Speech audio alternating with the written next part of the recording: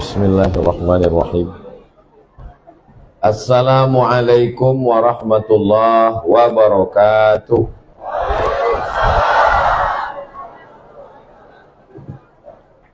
Anak raja menangkap balam, balam ditambat di tengah taman. Dari bunyi sambutan salam, nampak jamaah belum sarapan.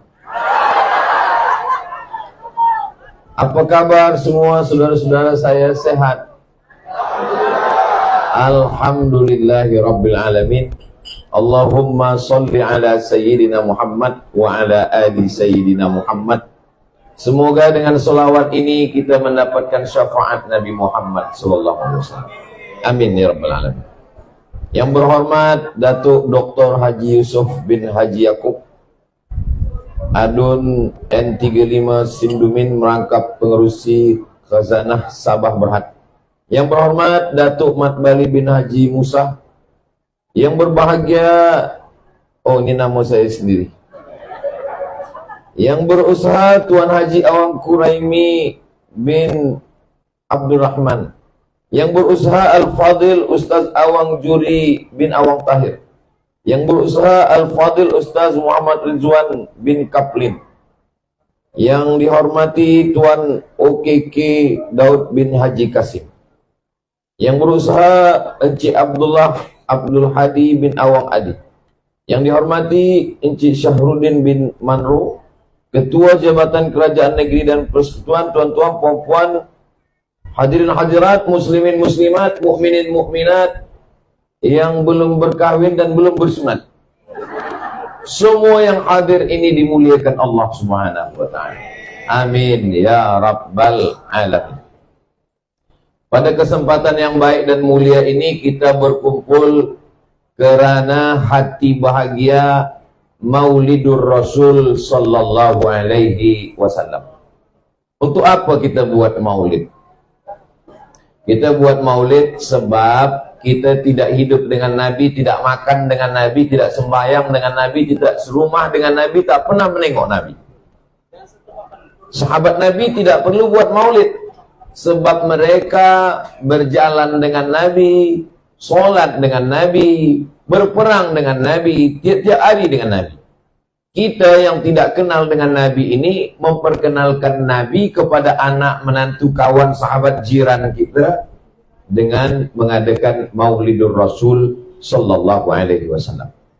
Isi maulid itu, kata Imam Al-Hafiz Jalaluddin Abdurrahman As-Suyuti, isi maulid itu 5 saja, tak banyak-banyak. Yang pertama, baca ayat Quran. Yang kedua, baca sejarah Nabi. Yang ketiga, ada tazkirah amar ma'ruf nahi munkar. Yang keempat, ada salawat. Yang kelima, ada doa. Jadi kalau dah cukup 5 itu, maka insya Allah sudah boleh disebut dengan maulid. Makan kalau ada baik, tak ada pun tak apa. Makan sebagiannya membuat, karena itu bagian daripada sedekah. Di tempat saya namanya Maulid Arba'in. Arba'in 40. Disebut dengan Maulid Arba'in kerana Maulid dibuat 40 malam. Jadi saya sangka 40 malam ni dah banyak betul Maulid. Tiap malam lebih 1 bulan. Tapi bila saya pergi ke Aceh, ujung Sumatera bagian atas sekali, saya tanya mereka, di sini maulid berapa lama? 90 hari, 3 bulan. Jadi, kalau saya lah duduk di situ 3 bulan, balik gemuk. Makan Maulidur Rasul sallallahu alaihi wasallam. Jadi pada kesempatan yang baik dan mulia ini, kita berselawat. Selawat pendek, Allahumma salli ala Sayyidina Muhammad wa ala ali Sayyidina Muhammad. Lain kepala, lain isinya, lain padang, lain belalang, lain lubuk, lain ikannya, lain kepala manusia, lain cara dia buat selawat.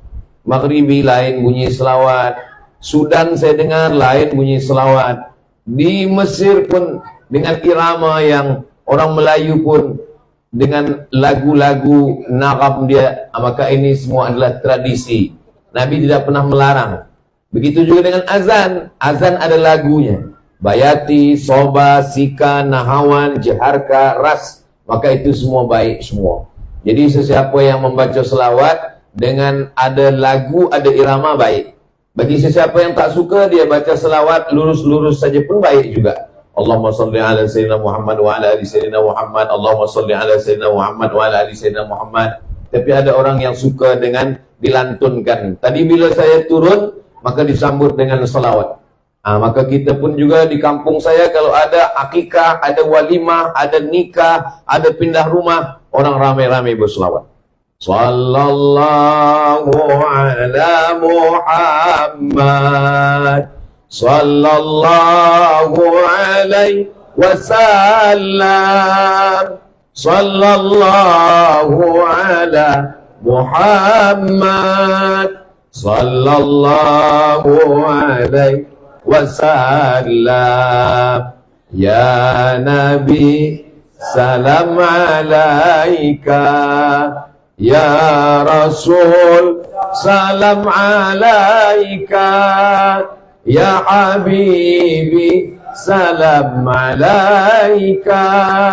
Salawatullah alaika. Maka semuanya baik. Ada pula berselawat dengan dipukulkan duf gendang, maka memukulkan itu pun baik. Kata Nabi SAW, a'linu hadzal nikah. Kalau ada walimah nikah, jangan diam-diam, a'linu, buat isytiharkan beramai-ramai. Waj'aluhu fil masajid, buat akad nikah di masjid. Wadribu alaihi bidufuf, pukulkan gendang. Itulah kenapa ada tradisi memukulkan gendang. Ketika Nabi balik daripada perang, datang sahabat, seorang perempuan. Ya Rasulullah, ya, saya bernazar. Apa nazarnya? Saya bernazar, nanti kalau engkau pulang perang dengan selamat, saya akan pukulkan gendang ini. Boleh apa tak boleh? Kata Nabi, pukulkanlah gendang itu. Itulah mengapa di beberapa kawasan daerah memukulkan gendang. Hadrah. Hadrah diambil dari kata hadar. Hadrah maknanya merasakan kehadiran Nabi Muhammad sallallahu alaihi wasallam, seakan-akan dihadir. Walaupun yang datang itu ustaz, habaib, maka ketika mereka datang disambut dengan tala'al badru alaina. Hadrah, merasakan kehadiran Nabi Muhammad sallallahu alaihi wasallam. Maulid dibuat di masjid, ramai, semua orang datang, puan, tuan, datuk, datin, baik, tak salah. Tak sanggup membuat di masjid, dibuat di rumah-rumah juga baik. Untuk apa? Untuk mengingatkan kepada anak keluarga kita, kalau kita mati nanti, maka mereka pun juga akan buatkan maulid untuk anak-anak.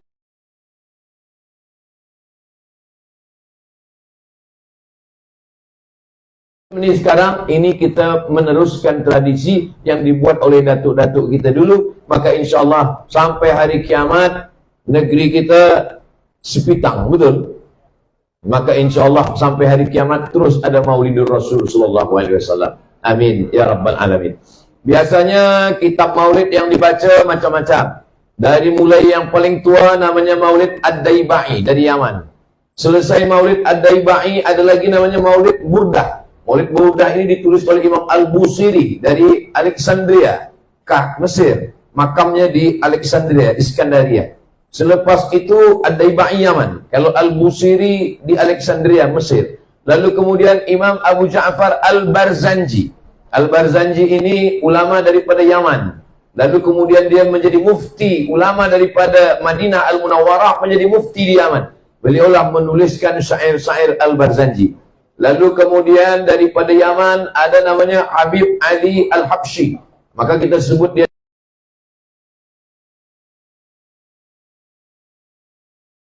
Maulid Ad-Diya'ul Lami'. Ini semua adalah maulid-maulid. Isi daripada syair-syair maulid ini 3. Yang pertama, sejarah Nabi. Yang kedua, solawat Nabi. Yang ketiga adalah doa-doa di dalamnya. Kadang orang campurkan antara Barzanji dengan Simtud Durar dengan Ad-Daibai. Yang biasa saya lantunkan dalam maulid. Maulaya salli wa sallim daiman abada ala habibika khairil khalqi kullihim Muhammadun sayyidul kaunaini wa thaqalaini wal fariqaini min urbin wa min ajami Muhammadun sayyidul kaunaini. Nabi Muhammad adalah pemimpin semesta alam. Sayyidul kaunaini wathaqalaini, dari kalangan manusia dan jin. Min urbin wa min ajami, dari kalangan orang Arab dan orang ajam yang bukan Arab. Dialah pemimpinnya. Nanti ketika kita berkumpul semua di padang mahsyar, yang Arab, yang tak Arab, yang Nabi, yang tak Nabi, yang Yahudi, Bani Israel, semuanya pemimpin kita adalah Sayyidina wa Maulana Muhammad sallallahu alaihi wasallam. Innallaha wa malaikatahu yusalluna 'alan nabi. Allah berselawat, malaikat berselawat. Ya ayyuhalladzina amanu, hai orang yang beriman, sallu alaihi, berselawatlah kamu. Sallu alaihi wa sallimu taslima. Kata sahabat Nabi, kalau mengucapkan salam kami tahu. Assalamu alayka ya Rasulullah, Assalamu alayka ya Habibullah, Assalamu alayka ya awwala khalqillah, Assalamu alayka ya Safwatullah, Assalamu alayka ayuhan Nabi wa rahmatullahi wa barakatuh. Tapi mengucapkan salawat kami tak tahu. Maka turunlah wahyu diajarkan kepada Nabi Muhammad. Nabi mengajarkan kepada kita, Allahumma salli ala Sayyidina Muhammad wa ala ali Sayyidina Muhammad. Tapi kata Syekh Ali Jum'ah, solawat yang paling elok adalah solawat yang ada Ibrahimnya di dalam. Maka disebut dia dengan solawat Ibrahimiyah. Allahumma salli ala Sayyidina Muhammad wa ala ali Sayyidina Muhammad kama sallaita ala Sayyidina Ibrahim wa ala ali Sayyidina Ibrahim. Allahumma barik ala Sayyidina Muhammad wa ala ali Sayyidina Muhammad kama barakta ala Sayyidina Ibrahim wa ala ali Sayyidina Ibrahim fil alamina innaka hamidum majid. Majlis, setiap majlis. Maka kadang kalau kita berjumpa dengan orang, bila bersalaman, Allahumma salli ala Sayyidina Muhammad, Allahumma salli ala Sayyidina Muhammad. Kenapa orang kalau berjumpa bersalaman dia ucapkan selawat kepada Nabi? Karena kata Nabi, setiap ada majlis orang berkumpul, kalau tidak dibacakan selawat, maka majlis itu majlis bangkai, majlis busuk, majlis berbau.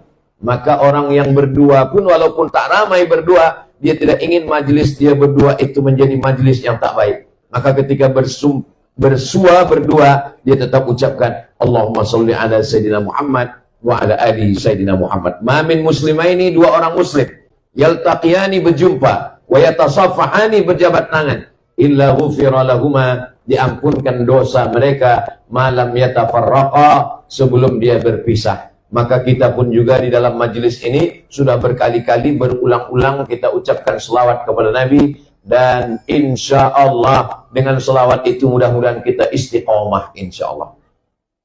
Ada model selawat yang di dalam selawat itu ada doa sekali. Dia selawat, kalau Allahumma sholli ala Sayyidina Muhammad wa ala ali Sayyidina Muhammad, tak ada doa di dalamnya. Tapi Allah tetap memberikan balasan. Man shalla alayya sholatan, siapa yang berselawat satu kali, sallallahu alaihi biha asyra, Allah balas 10 kebaikan. Wa huttat anhu asyara sayyi'at, dihapuskan 10 kesalahan. Wa rufi'an lahu asyara darajat, dinaikkan 10 tingkatan derajat. Tapi dalam selawat itu tak ada doa. Allahumma sholli ala Sayyidina Muhammad wa ala ali Sayyidina Muhammad. Tak ada doa khas untuk kita, tapi Allah tetap beri balasan. Nah, ada dalam selawat itu ada doanya sekali. Itu yang selalu juga kita baca dalam program-program tahlil, dalam takziah orang meninggal, dalam walimah, dalam acara nikah. Allahumma salli ala Sayyidina Muhammad wa ala ali Sayyidina Muhammadin salatan tunjina biha min jami'il ahwali wal afat wa taqdirana biha jami'al hajat wa tutahhiruna biha min jami'is sayyiat wa tarfa'una biha indaka 'alad darajat wa tuballighuna biha aqsal ghayat min jami'il khairat fil hayati wa ba'dal mamat innaka sami'un qaribun mujibud da'wat wa ya qadhiyal hajat. Ini afdal baik semuanya. Hanya saja solawat ini ada yang diajarkan Nabi Muhammad SAW dan ada solawat yang dibuat oleh para ulama, maka semuanya baik. Kenapa boleh solawat itu dibuat oleh para ulama? Mana dalilnya? Suatu ketika Nabi sembahyang, Sami'allahu liman hamidah. Nabi hanya mengajarkan doa, Rabbana lakal hamdu mil'us samawati wa mil'ul ardi wa mil'u ma syi'ta min syai'in ba'd. Tapi rupanya sahabat di belakang ada dia baca doa agak lain. Sami'allahu liman hamidah. Alhamdulillahi hamdan tayyiban katsiran mubarakan fi. Selepas salat Nabi tanya, siapa tadi yang membaca doa yang tak pernah saya ajarkan? Saya hanya mengajarkan doa, Rabbana lakal hamdu mil'us samawati wa mil'ul ardi wa mil'u ma syi'ta min syai'in ba'du. Kamu tadi saya dengar ada bacaan lain. Alhamdulillahi hamdan tayyiban katsiran mubarakan fi. Selepas sholat Nabi tanya, siapa tadi yang membuat doa itu? Lelaki itu menjawab, saya ya Rasulullah yang membuat doa itu. Kata Nabi, futihat abwabus sama. Saya tengok pintu langit terbuka, turun malaikat berlomba-lomba ingin mencatat menulis doa yang sudah engkau baca tadi. Itulah dalil bahwa boleh membuat doa, walaupun doa itu tidak ada dalam Quran, tidak ada dalam hadis Nabi, tidak diajarkan oleh Nabi Muhammad. Boleh kita membuat doa selama doa itu tidak bercanggah dengan Al-Quran dan Sunnah Nabi Muhammad SAW. Berdasarkan hadis ini, kata Imam Al-Hafiz Ibnu Hajar Al-Asqalani dalam kitab Fathul Bari, jawazu ihdathi dzikri fi shalah ma lam yukhalif bil ma'zur. Boleh membuat bacaan salat dalam salat selama tidak bercanggah dengan Al-Quran dan Sunnah. Kalau di dalam salat saja boleh, apalagi di luar salat. Hanya saja kalau kita buat doa, doanya berbahasa Arab. Kalau berbahasa Melayu, maka salat kita batal. Jadi kalau dalam salat itu kita buat doa berbahasa Melayu, apakah ketika sujud, ataupun ketika duduk, ataupun ketika tentang tasyahud, at-tahiyatul mubarakatuh sampai fil alamina innaka hamidum majid. Lepas itu kita berdoa sendiri, ya Allah lariskanlah perniagaan saya, batal sembahyang. Tapi kalau kita baca dengan doa bahasa Arab, Allah marzuqni rizqan halalan thayyiban mubarakan fi, tak batal salat. Walaupun doa itu tidak diajarkan Nabi, tidak diajarkan Allah dalam Quran, tidak ada dalam hadis Nabi, maka doa itu tetap boleh dibacakan, baik dalam doa salat sunat maupun dalam salat fardu, maupun dalam sujud, maupun ketika tegak, maupun ketika di akhir tasyahud. Mana dalilnya? Imam Syafi'i mendoakan. Imam Syafi'i punya murid namanya Imam Hambali.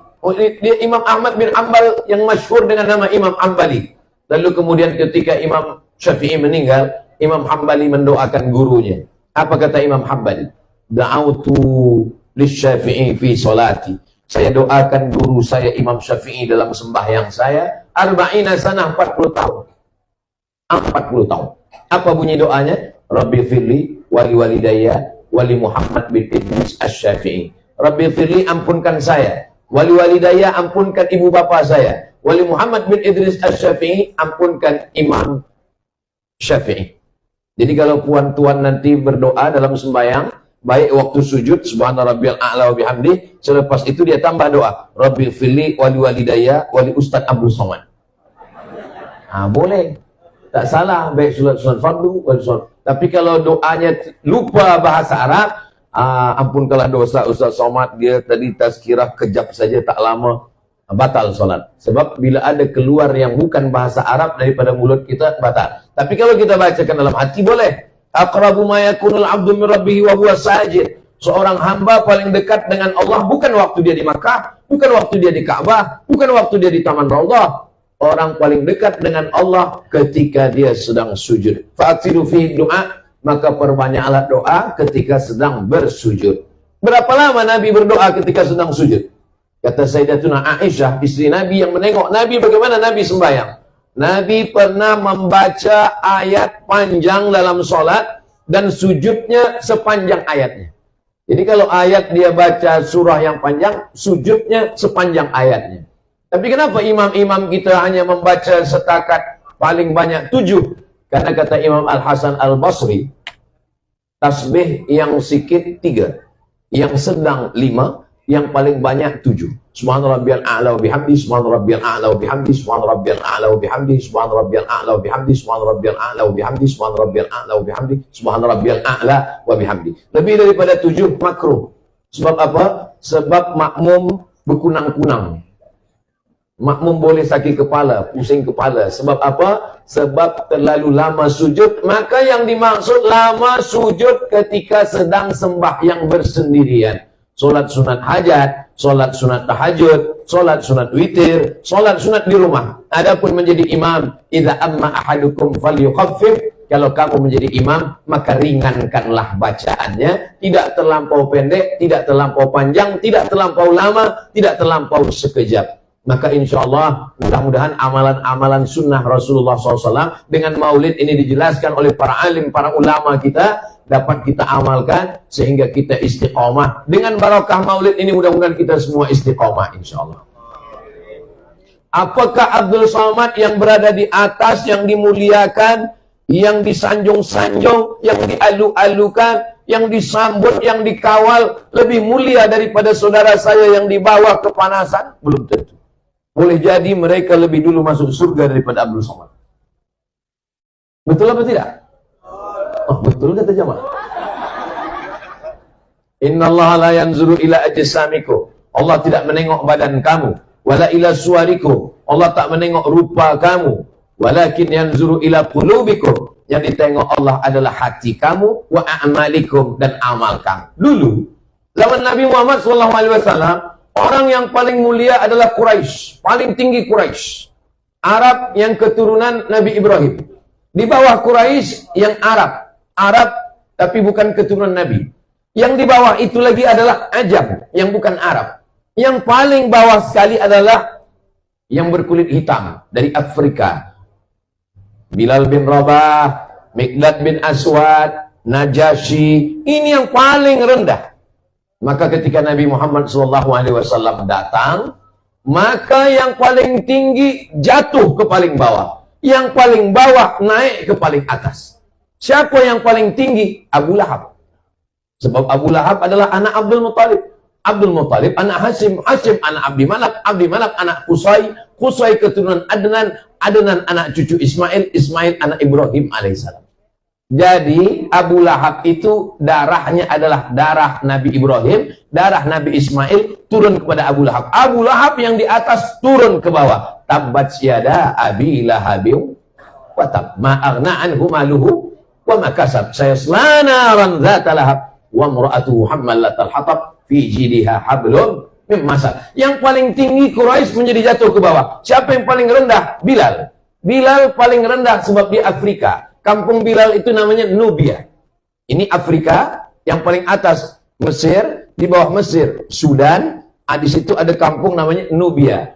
Berbatasan, bersempadan antara Mesir dengan Sudan itu ada kampung namanya Nubia, Afrika Utara. Orang Nubia ini warna kulitnya dua saja, hitam dan hitam sekali.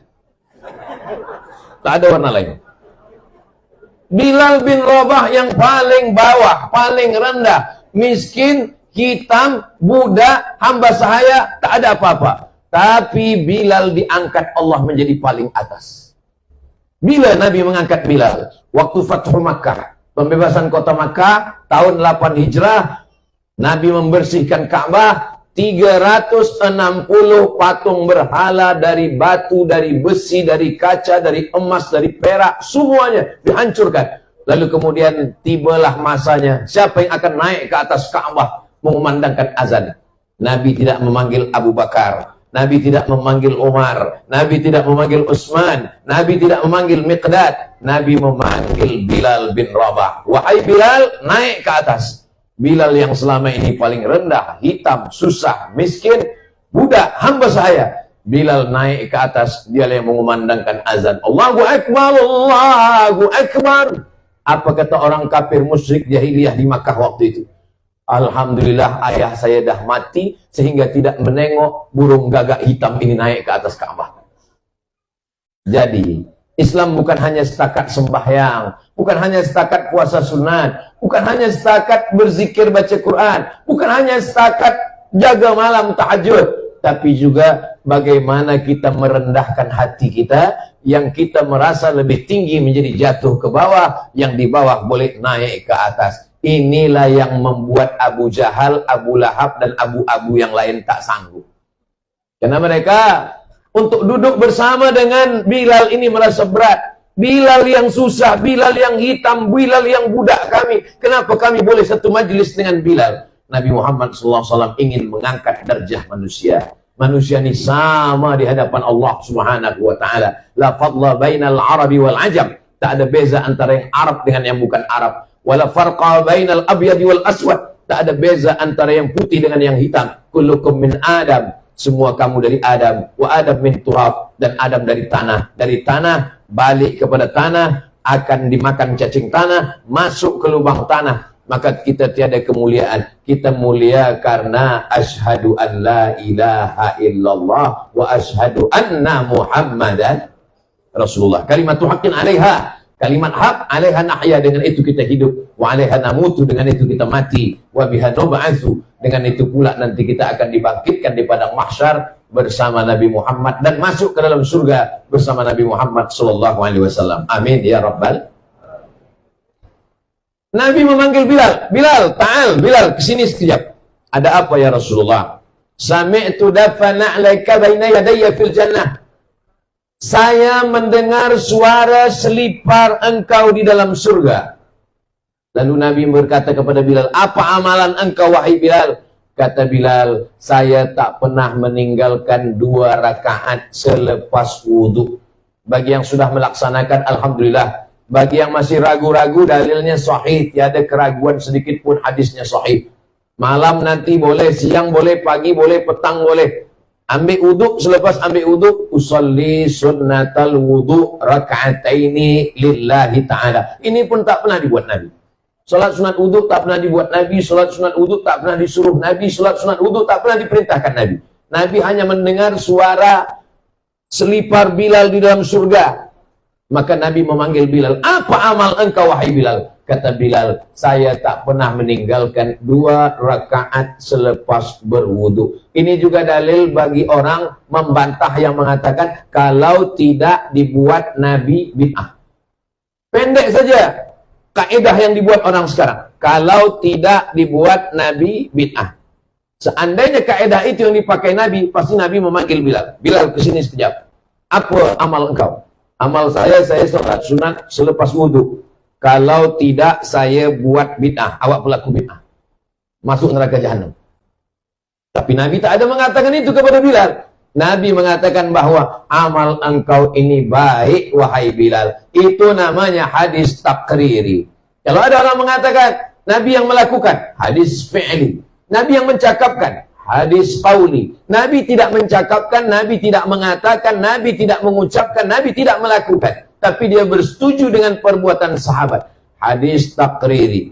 Selepas Bilal ditanya. Waktu Bilal belum ditanya, hadis apa namanya? Maka dia bukan hadis. Kenapa Bilal boleh berani melakukannya? Karena perbuatan itu tidak bercanggah dengan Quran dan sunnah Rasulullah sallallahu alaihi wasallam. Banyak sekali nama-nama solat yang tidak dibagi nama oleh Nabi sallallahu alaihi wasallam. Masuk ke dalam masjid, keluar daripada masjid, masuk masjid, salat sunat 2 rakaat. Tadi kamu sembahyang apa? Salat sunat tahiyatul masjid. Nabi tak pernah bagi nama itu. Tunjukkanlah kita mana hadis yang Nabi bagi nama salat tahiyatul masjid. Tak ada. Nabi hanya mengatakan, idza dakhala ahadukumul masjid. Kalau kamu masuk masjid, fala yajlis, jangan duduk, hatta yusalli rak'ataini, hingga salat 2 rakaat. Namanya tak ada. Jadi membagi nama 2 rakaat tahiyatul masjid itu pun bid'ah, karena Nabi tidak pernah membagi nama itu. Jadi kalau kita mengatakan nama yang dibuat-buat itu adalah bid'ah, berarti apa namanya? Nanti bila saya ditanya orang, tadi Ustaz Somad sholat apa? Tadi saya sholat apabila kamu masuk masjid maka janganlah duduk kecuali sholat 2 rakaat. Panjang betul namanya. Maka dibuatlah nama yang pendek, sholat sunat 2 rakaat. Sholat sunat nisfu Sya'ban. Tak pernah Nabi membuat sholat sunat nisfu Sya'ban. Tapi memperbanyak sholat sunat di malam nisfu Sya'ban adalah amalan Nabi. Sholat apa namanya? Bersesuaian dengan nisfu Sya'ban. Sholat nisfu Sya'ban. Nabi bertamu ke rumah sahabat. Sampai di rumah sahabat, Nabi diberikan jamuan makan. Selepas makan, Nabi minum. Selepas minum, Nabi bertanya, aina turidu an usolli? Di mana kamu mahu saya melaksanakan sholat di rumahmu ini? Lalu sahabat itu menunjuk tempat di sudut rumahnya. Sholatlah di sini ya Rasulullah. Lalu Nabi pun sholat di sudut itu. Sholat apa namanya? Tak ada namanya. Apa usollinya? Bagaimana niatnya? Usolli sunatan rakaataini, selepas dibagi jamuan makan lillahi ta'ala.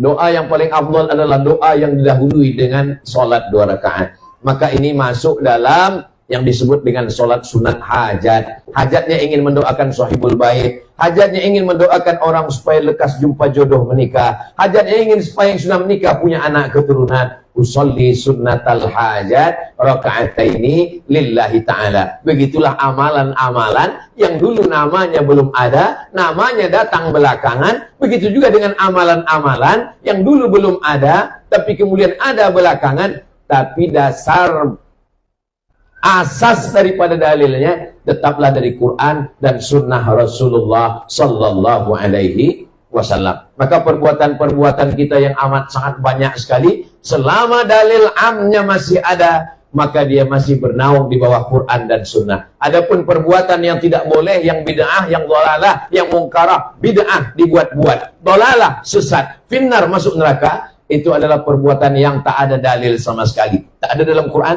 tak ada dalam hadis, tak ada dalam ijma', tak ada dalam qiyas.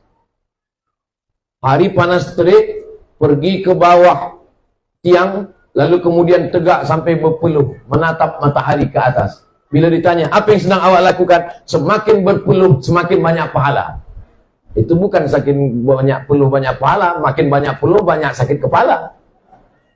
Maka ini bukan perbuatan yang baik. Karena tidak ada dalam Quran, tidak ada dalam sunnah, tidak ada dalam hadis, tidak ada dalam ijma', tidak ada dalam qiyas. Tidak ada tuntunan dari Allah dan dari Rasulullah sallallahu alaihi wasallam. Adapun bahagia dengan lahirnya Nabi Muhammad sallallahu alaihi wasallam, rasa bahagia dengan lahirnya Nabi, Nabi pun bahagia dengan lahir dirinya. Mana contohnya? Nabi beribadah pada hari Isnin. Kenapa engkau berpuasa hari Isnin ya Rasulullah? Dzaka yauma wulidtu, hari Isnin aku dilahirkan. Itulah dasar kita berbahagia pada bulan Rabiul Awal, dan tidak hanya pada Rabiul Awal, pada setiap hari Isnin pun kita berbahagia. Kenapa? Karena hari Isnin kelahiran Nabi Muhammad SAW. Nampaknya puan berbahagia betul hari Isnin ini. Iya Ustaz Abdul Somad. Kenapa puan berbahagia? Setiap hari Isnin inilah suami saya bagi belanja lebih sikit. Supaya apa? Supaya saya memasak, supaya saya siapkan gulai, supaya saya siapkan manisan, supaya saya undang jemput jiran tetangga semuanya. Kami membaca maulid, kami berzikir, kami berselawat, kami berdoa di rumah yang kecil. Maka setiap rumah membuat, anak menantu tahu, itu kita sudah mewariskan sesuatu tradisi yang baik. Man sanna fil islami sunnatan hasanatan, siapa yang membuat sesuatu yang baik, falahu ajruha, dia dapat pahalanya, wa ajru man amila biha, orang yang meneruskannya nanti selepas dia mati juga akan dapat pahalanya sampai pada hari kiamat, min ghairi an yanqusa min ujurihim syai'un, tanpa mengurangi pahala orang yang membuat pertama kali. Jadi siapa pertama kali yang membuat maulid, menyusun syairnya, menyusun selawatnya, dikumpulkan orang ramai, maka sampai hari ini dia mendapatkan pahalanya. Mudah-mudahan kita yang hari ini ada anak-anak kita yang hadir, belia-belia kita, nanti selepas kita mati menghadap Allah, kita akan meneruskan tradisi ini. Maka insya Allah kita yang sesudah mati pun juga akan dapatkan pahala amal jariahnya insya Allah. Amin ya rabbal alamin. Nabi Muhammad sallallahu alaihi wasallam selama di kota Makkah Al-Mukarramah 13 tahun. 40 tahun dapat wahyu, 13 tahun setelah dapat wahyu. 40 tambah 13, 53 tahun. Nabi tidak ada kekuasaan. Dia sembahyang di samping Ka'bah. Datang Abu Jahal, Abu Lahab mencekik, menyungkup kepala dia dengan kain. Mereka siramkan dengan kotoran. Itulah kenapa tidak ada sholat fardu di masjid selama di kota Makkah. Selama di kota Makkah tidak ada sholat fardu di masjid, sebab takut ditangkap, dicekik, dilempar, dibunuh oleh Abu Jahal, Abu Lahab. Jadi kalau ada di Sepitang ini ada orang Sepitang yang tak pernah ke masjid, berarti dia takut dicekik Abu Jahal, Abu Lahab. Kenapa laki awak tak pernah ke masjid? Dia takut ditangkap Abu Jahal dan Abu Lahab. Tapi selepas Nabi pindah ke kota Al-Madinah Al-Munawwarah, disitulah mereka sholat berjamaah beramai-ramai di Masjid Nabawi, dan yang menjadi imam adalah Sayyidina wa Maulana Muhammad sallallahu alaihi wasallam. Nabi yang menjadi imam. Selepas Nabi jadi imam, Nabi mengucapkan salam. Assalamualaikum warahmatullah. Assalamualaikum warahmatullah. Nabi menghadap ke jamaah.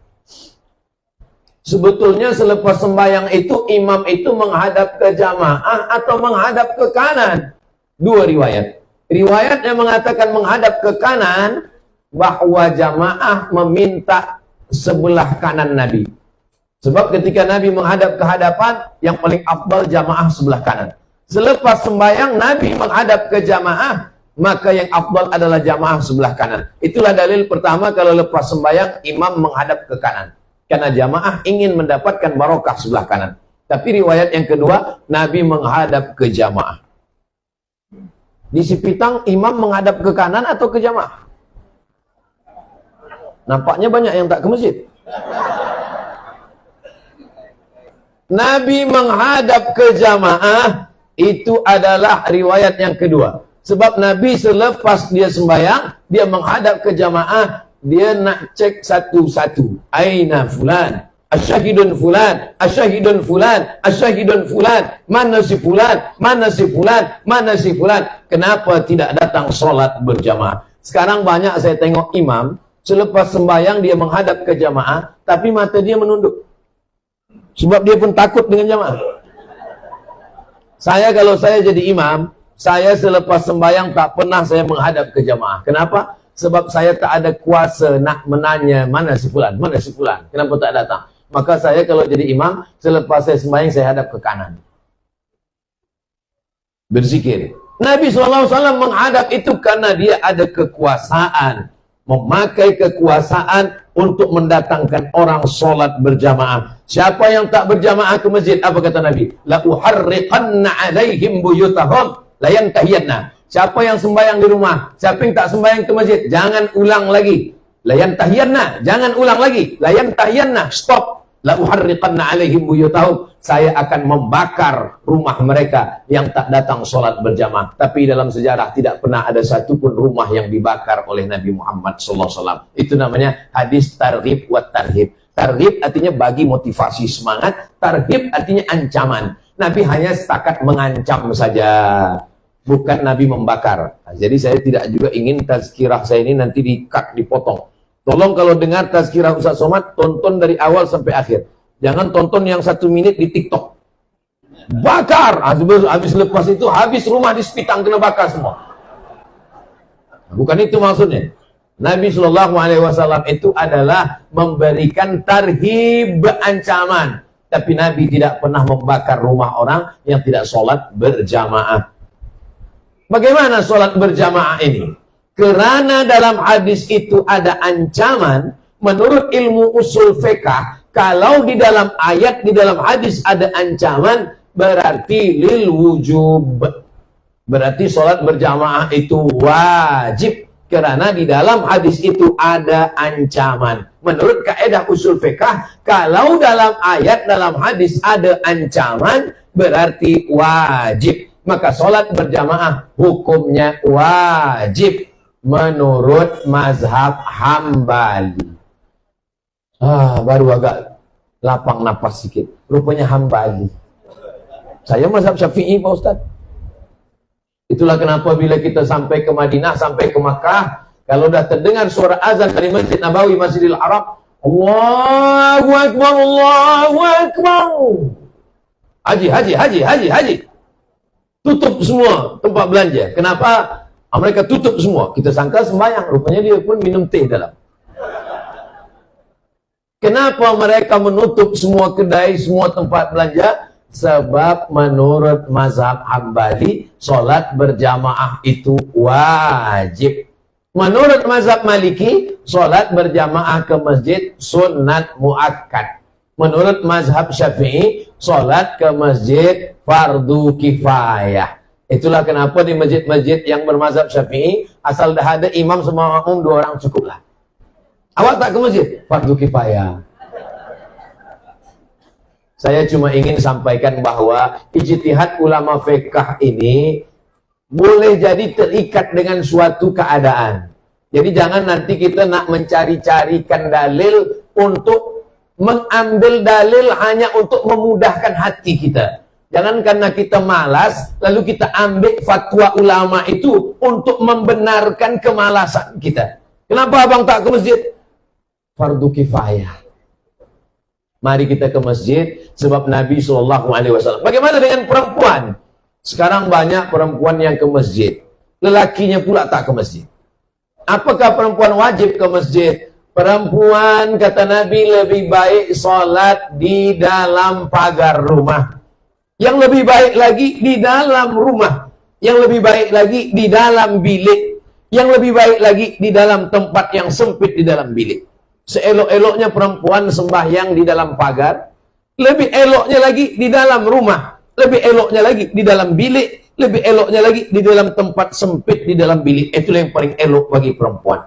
Inilah dalil sebagian orang mengatakan perempuan tidak elok ke masjid. Tapi ada satu hadis lagi mengatakan, la tamna'u ima Allah masajid Allah. Yang perempuan jangan larang ke masjid. Sila perempuan ke masjid. Dan kalau kita ke Masjid Nabawi, kita menghadap ke arah kiblat, sebelah kiri ini ada namanya Babul Baqi. Babul Baqi pintunya ke arah makam Baqi. Di belakang Babul Baqi ada Babu Jibril. Karena itu pintu malaikat Jibril masuk ke rumah Nabi. Yang ke belakang sekali ada namanya Babun Nisa, pintu perempuan. Mungkinkah pintunya ada, orangnya tak ada? Itu menunjukkan bahwa perempuan ke masjid. Lalu bagaimana menyelesaikan masalah ikhtilaf antara hadis ini? Maka kata ulama, kalau menimbulkan fitnah di Palestina sekarang, di Gaza, menimbulkan fitnah, perempuan boleh ditangkap oleh tentara Israel, maka perempuan lebih baik dalam bilik, dalam rumah. Tapi di Sipitang ini ada tentara Israel? Tak ada. Maka perempuan ke masjid elok. Baik ke masjid. Tapi perempuan kalau ke masjid menutup aurat, pakaiannya tutup semua. Perempuan kalau ke masjid jangan guna minyak wangi parfum yang melampau berlebih-lebih. Saking kan wanginya sampai baunya ke imam, hilang ayat imam. Berputar-putar wala ana abidu ma'abattum wala antum abiduna ma'abud. Hilang simpang lakum dinukum waliyadi. Nah, itu tak boleh. Selama dia di masjid, biasanya di masjid ada tempat perempuan, ada tempat lelaki, ada satir, ada kain. Kalau dia di balik kain itu, dia jangan tertawa, terbahak, terkikik hingga jamaah lelaki pengsan mendengar ketawa dia. Selama dia di masjid, dia tidak ribah menceritakan aib orang lain. Dia berzikir, bertasbih, bertahmid. Apalagi kalau dah terbiasa dengan maulid, banyak berselawat. Allahumma salli ala sayyidina Muhammad wa ala ali sayyidina Muhammad. Datang kawan dia bercerita, bagaimana laki si fulan, anak si fulan, nanti fulan. Allahumma salli ala sayyidina Muhammad wa ala ali sayyidina Muhammad. Kalau ini boleh dijaga, perempuan elok ke masjid. Tapi kalau tidak mampu menjaganya, maka perempuan lebih elok di dalam bilik, lebih elok di dalam rumah, lebih elok di dalam tempat yang sempit, supaya tidak menimbulkan fitnah. Jadi sebenarnya Nabi SAW sudah ajarkan ajaran yang Masya Allah, Tabarakallah. Setiap tempat sujud Nabi itu dijadikan sahabat sebagai masjid. Nabi ketika hijrah dari kota Makkah sampai ke Madinah, sebelum Madinah dia berhenti sejenak selama 4 malam. Hari Isnin dia sampai, malam Selasa, malam Rabu, malam Khamis, malam Jumat. Kebetulan ini hari Jumat. Malam Selasa, malam Rabu, malam Khamis, malam Jumat. 4 malam dia di Quba. Satu masjid terbina, itulah dia Masjid Quba. Selesai dari Masjid Quba, Nabi hari Jumat menuju ke kota Al-Madinah Al-Munawwarah. Hari Jumat. Hari ini hari Jumat Nabi bertolak dari Quba ke Madinah. Dan ketika di tengah jalan masuk waktu Jumat, Nabi sholat Jumat. Tempat Nabi sujud sholat Jumat tidak di masjid, di tanah lapang, di padang. Nabi sholat Jumat. Tempat Nabi sujud di padang itu dibenalah masjid oleh Umar bin Abdul Aziz. Nama masjid itu namanya Masjid Al-Jumu'ah. Panjang umur, sehat badan, dari Quba ke Madinah. Mudah-mudahan kita boleh singgah di Masjid Al-Jumu'ah insyaallah. Tapi pengalaman saya membawa jamaah umrah, jarang jamaah bertanya di mana Masjid Al-Jumu'ah, Ustaz. Ada beberapa jamaah lah yang tanya mana Masjid Al-Jumu'ah. Yang banyak tanya di mana jual tempat celak, Ustaz. Tak salah, pakai celak pun sunnah juga. Ismit namanya. Ada batu hitam ismit yang dipakai oleh Nabi SAW untuk menjaga mata. Ini menjaga mata. Menjaga mata. Jadi ismit ni elok jaga mata. Iya. Saya dah belikan 3, Ustaz, supaya menjaga mata suami saya, supaya tak menengok istri orang lain. Ismit ini adalah yang dipakai sekarang, yang dipakai untuk celak mata supaya menjaga mata. Maka Allah Subhanahu wa taala menceritakan ini semua melalui lisan Nabi Muhammad sallallahu alaihi wasallam supaya apa? supaya kita ambil iktibar pelajaran. Di bulan Maulid itu diceritakan semua kepada jamaah supaya jamaah ambil. Tapi saya tidak mampu untuk menceritakan tentang Nabi 63 tahun dalam 60 menit. Siapalah Tuan Guru Ustadz Habib yang boleh menceritakan hidup Nabi 63 tahun dalam 60 menit? Kalau ada orang yang mengatakan, saya boleh menceritakan 63 tahun dalam 60 menit. Bahasa Arabnya mustahilun.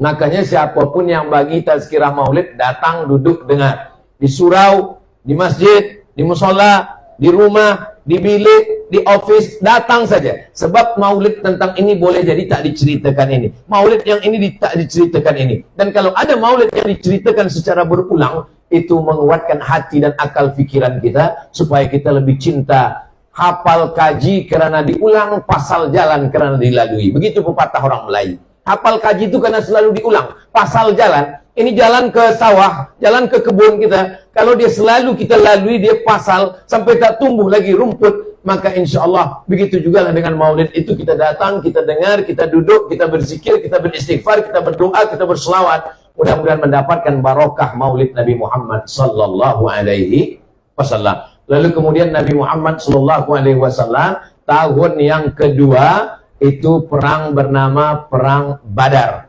Dari kota Madinah ke Badar itu 150 km. Dari kota Madinah ke Badar, Nabi naik kuda.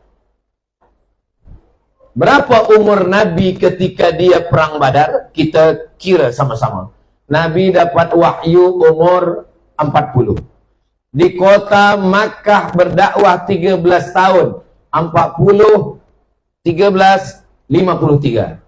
Perang Badar tahun kedua 40, 13, 2, 55 tahun. Nabi umur 55 tahun naik kuda 150 km. Umur 55 tahun. Nabi Muhammad umur 55 tahun naik kuda 150 km. Umat Nabi Muhammad umur 55 tahun medical check up. Kalau kebetulan yang saya sebut ini sama nasibnya macam tazkirah saya, jangan tersinggung. Kunci mendengar tazkirah pengajian itu satu saja, jangan tersinggung. Sebab beberapa jamaah tersinggung, balik meninggal. Saya bukan berarti saya sehat, enggak. Saya pun ada juga sakit-sakit. Saya banyak jamaah tanya, saya tengok ustaz ini sehat saja. Saya bilang saya sehat, sebab saya tak pernah ke hospital. Kalau kita ke hospital, dia medical check up, pasti dia katakan sakit.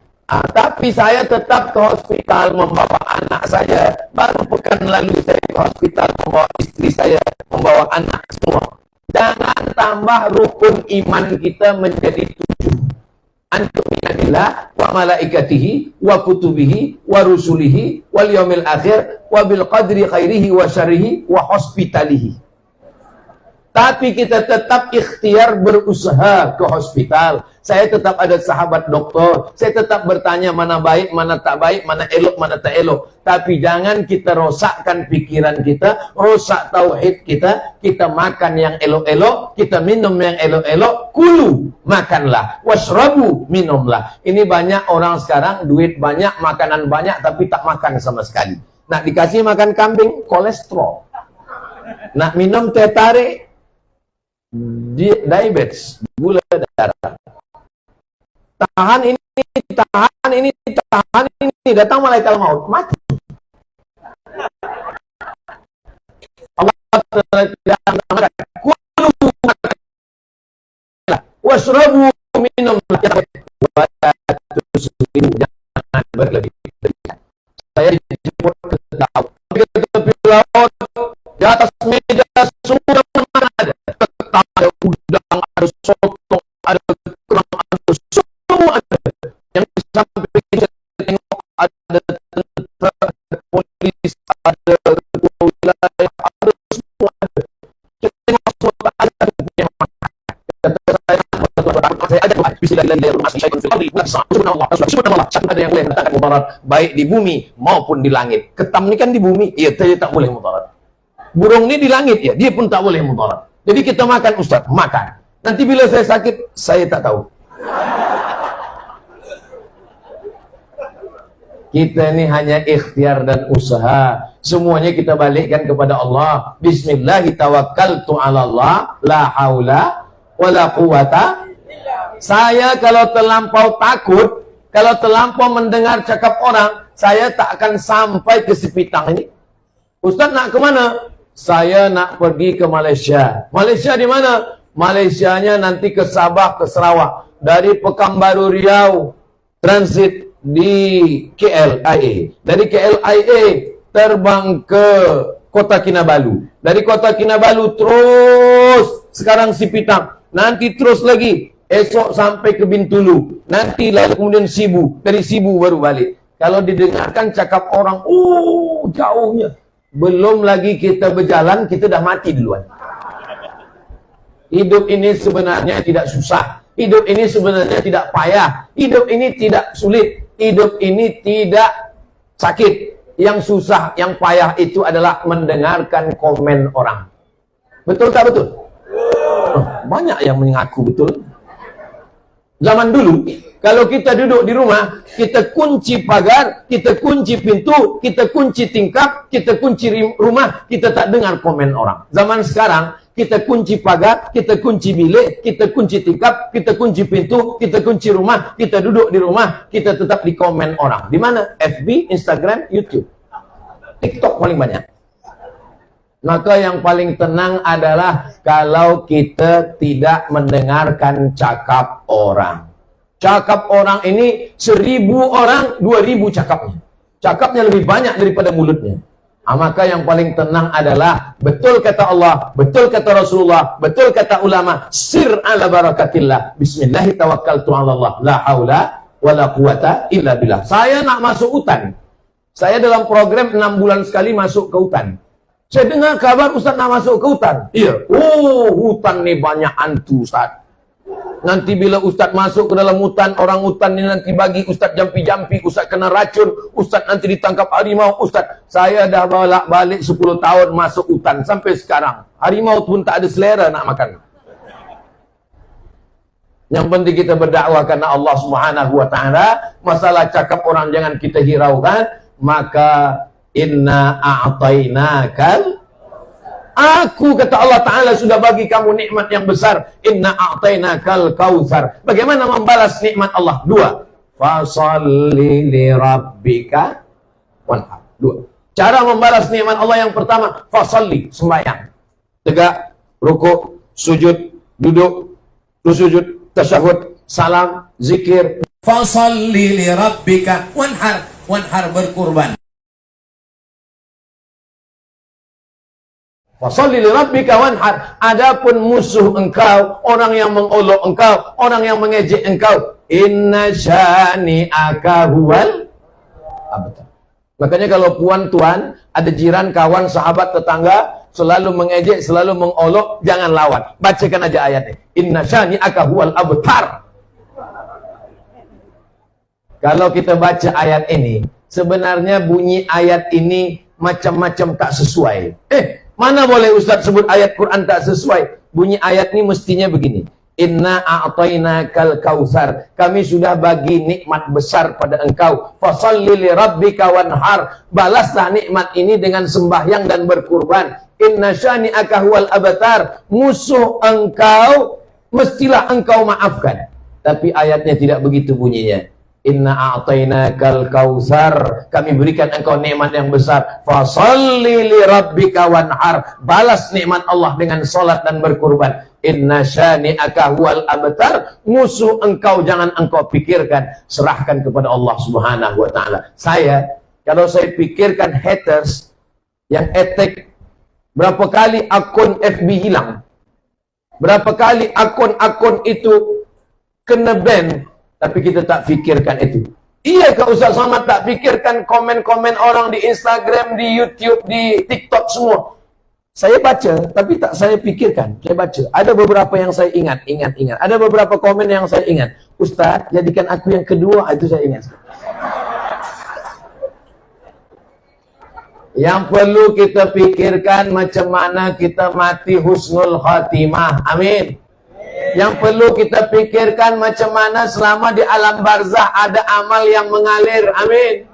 Yang perlu kita pikirkan macam mana bangkit di padang mahsyar kita termasuk yang dapat naungan aras. Amin.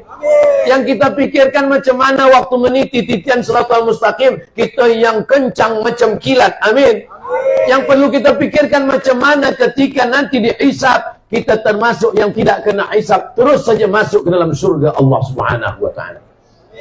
Bila jamaah si pitang ini nanti masuk surga, amin. Semua jamaah si pitang ini masuk surga, amin. Sampai di surga mereka bertanya kepada malaikat, malaikat, mana Ustaz Abdul Somad? Malaikat menjawab, Ustaz Abdul Somad dah lama tunggu di VVIP. Amin. Sebenarnya saya nak minta amin. Cuma cara saya begitu. Kadang doa kita untuk diri kita belum tentu makbul. Kenapa? Karena doa kita untuk diri kita. Tapi kalau doa orang lain untuk kita. Saya banyak jamaah bertanya, kami kawal Ustaz Somad, kami menemani Ustaz Somad, kami berkhidmat dengan Ustaz Somad saja, letih kami. Ustaz tazkirah lagi, bagi ceramah lagi, 1 hari 3 kali, pagi, siang, malam, macam makan ubat. Kenapa Ustaz sihat-sihat saja? Apa Ustaz makan? Saya makan roti canai. Apa Ustaz minum? Saya minum teh tarik. Kenapa Ustaz sihat? Saya yakin dan percaya saya sihat karena doa orang Sipitang. Karena mereka pasti semua berdoa, ya Allah, panjangkan umur Ustaz Somad, sampaikan dia ke Sipitang ni ya Allah. Selepas dia sampai ke sini, selepas itu terserahlah ya Allah. Nak mati dia matilah. Selepas dari sini, orang Bintulu pula doakan saya, Ustaz Abdul Somad, sampaikan dia ke Bintulu. Selepas sampai Bintulu ni, aku serahkan dia pada Engkau ya Allah. Selepas itu orang Sibu pula berdoa. Teruslah. Jadi Ustaz ni bila rehatnya, pergi ke Sipitang, pergi ke Bintulu, pergi ke Sibu, nanti balik dari sini pergi ke Riau, balik dari Riau pergi lagi ke Palembang, Sumatera Selatan. Selepas itu pergi lagi. Bila Ustaz rehat, rehatnya nanti bersama orang baik di surga Jannatul Firdaus. Ar-rahah fil jannah. Rahah itu nanti di surga. Banyak orang menyangka nanti nampaknya anak-anak nih kalau dia dah universiti kita agak rehat sikit. Rupanya makin universiti makin tak rehat. Nampaknya nanti kalau anak nih dah berkahwin, dah menikah, dah ada istri, dah ada suami, kita agak rehat sikit. Rupanya selepas dia menikah, dia punya anak-anak dia pula dia letakkan di rumah kita. Nampaknya nanti kalau cucu kita ni besar, kita dah rehat sikit. Rupanya makin banyak, makin tak rehat, makin bising, makin banyak, makin tak sempat mengaji, makin tak sempat tahajud, makin tak sempat duha, makin kena air kencing, makin banyak masalah. Jadi sebenarnya rehat kita ni bila? Nampaknya nanti kalau dah pencen rehat, rupanya pencen tak juga rehat. Kenapa? Sibuk pula nak menonton filem India dan Korea. Jadi sebenarnya rehat kita ni bila? Kita rehat nanti di surga bersama Rasulullah sallallahu alaihi wasallam. Laqad khalaqnal insana fi kabad. Kami jadikan manusia itu dalam hidup ini sulit, susah, payah. Tapi susahnya orang beriman menjadi pahala. Berpanas-panas, berjalan kaki, berpeluh keringat, tetes air mata dan darah. Semua yang datang dalam tazkirah Maulidur Rasul ini, yang datang dari pagi hinggalah ke siang, yang tak dapat tenda, yang tak dapat atap, yang tak dapat payung, yang kena panas, setiap tetes peluh keringatnya dibalas syafaat Nabi Muhammad sallallahu alaihi wasallam. Tadi saya mula pukul 9 lewat 9 suku, sekarang udah pukul 10 suku. Walaupun saya tak tengok jam saya, tapi terasa dari kaki ni terasa dah 1 jam saya tegak berdiri. Mudah-mudahan 1 jam bersama ini semuanya bernilai amal soleh. Bagi yang menyampaikan menjadi amal jariah, bagi yang mendengar dan nanti disampaikan kepada anak-anak, cucu, menantu, kawan, jiran kita, semuanya juga menjadi amal jariah insyaAllah. Bagi yang boleh sampaikan dengan lisan, sampaikan ke anak menantu di rumah dengan lisan. Bagi yang tak boleh menyampaikan dengan lisan, maka boleh nanti dia share ulang di channel Ustaz Abdul Somad Official. Subscribe, like, share, and comment. Jangan lupa selamatkan anak-anak kita, masukkan ke Ma'had Tahfiz Al-Quran. Ada ustaz kita dari Jordan, dari Jordania. Jangan lupa selamatkan anak kita, sebab kita semua akan ditanya. La tus'alunna yawma idzin 'anil Naim, semua nikmat akan ditanya. Kullukum ra'in, setiap ayah, setiap bunda akan ditanya di hadapan Allah. Wa kullukum mas'ulun an ra'iyati, tentang anak, tentang istri, sehelai rambutnya yang nampak akan ditanya. Maka pendidikan agama juga akan ditanya. Maka belikan kitab sejarah supaya anak kita tahu tentang Nabi Muhammad sallallahu alaihi wasallam. Di akhir majelis, mari kita sama berdoa kepada Allah. Mudah-mudahan kita semua istiqomah iman dan Islam. Anak-anak kita soleh dan solehah, keluarga kita sakinah, mawaddah, warahmah, si pitang baldatun thayyibatun wa rabbun ghafur, pemimpin kita adil dan amanah. Ala hadhihi niyah, al-Fatihah. A'udzubillahi minasyaitonir rajim. Bismillahirrahmanirrahim. Alhamdulillahirabbil alamin. Arrahmanir rahim. Maliki yaumiddin. Iyyaka na'budu wa iyyaka nasta'in. Ihdinas shiratal mustaqim. Shiratal ladzina an'amta 'alaihim ghairil maghdubi 'alaihim waladdallin. Amin. Allahumma shalli 'ala sayyidina Muhammad wa 'ala ali sayyidina Muhammad salatan tunjina biha min jami'il ahwali wal afat. Dengan selawat ini kami mohon kepada Engkau, selamatkan kami dari segala malapetaka, bencana dan musibah ya Allah. Wa taqdi lana biha jami'al hajat. Dengan selawat ini kami mohon kepadamu, tunaikanlah segala hajat kami, hajat keluarga, hajat anak, hajat istri, hajat suami, hajat negeri, hajat semua yang baik-baik, tunaikanlah ya Allah. Wa tutahhiruna biha min jami'is sayyi'at. Dengan selawat ini hapuskanlah, bersihkanlah kami dari segala dosa mata, dosa hati, dosa lisan, dosa pikiran, dosa tangan, dosa kaki ya Allah. Ya qadiyal hajat, ya rafi'ad darajat, ya man qada amran innama yaqulu lahu kun fayakun. Dengan kun fayakunmu, mudahkanlah segala urusan kami ya Allah. Allahumma rzuqna ziyarata baitikal atiq. Berikan kami rezeki supaya kami boleh berhaji dan berumrah ke Baitullah. Berikan kami rezeki supaya kami boleh mengucapkan salam di hadapan makam Rasulullah. Assalamualaikum ya Nabi Allah. Assalamualaikum ya Habib Allah. Assalamualaikum ya Rasulullah. Assalamualaikum ya Safwatullah. Assalamualaikum ayuhan Nabi wa rahmatullahi wa barakatuh. Allahumma anzilis sakinata fi qulubina. Turunkan sakinah ke dalam hati kami, sehingga keluarga kami, negeri kami, sakinah, mawaddah, warahmah. Rabbana hablana minas solihin. Jadikan anak-anak kami anak-anak yang soleh dan solehah. Min hafizil Quran wal hafizat. Menjadi para penghafaz Al-Quran. Allahumma ja'al hadzal balada baladan amina. Jadikanlah Sipitang negeri yang aman, negeri yang damai, negeri yang Engkau berikan keberkahan dunia dan akhirat ya Allah. Allah mawaffiq ulata umurina, para pemimpin-pemimpin kami, ulil amri kami, tundukkan hati mereka untuk menolong agamamu dengan kekuasaan yang Kau berikan di tangan mereka ya Allah. Rabbana taqabbal minna innaka antas sami'ul alim. Terimalah amal kami, amal Maulidur Rasul ini. Wa tub 'alaina innaka antat tawwabur rahim. Terima taubat kami ya Allah, taubatan nasuha. Rabbana ighfir lana dzunubana, ampunkan dosa kami, wali abaina ayah kami, wali ummahatina emak kami, wali azwajina pasangan hidup kami, wali dzurriyyatina anak cucu keturunan kami, wali man hadarana, semua yang hadir pada munasabah Maulidir Rasul sallallahu alaihi wasallam.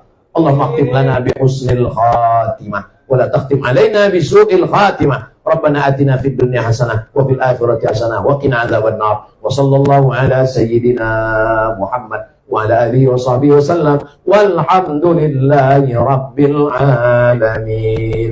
Taqabbalallahu minkum minna wa minkum taqabbal ya karim. Terima kasih segala perhatian.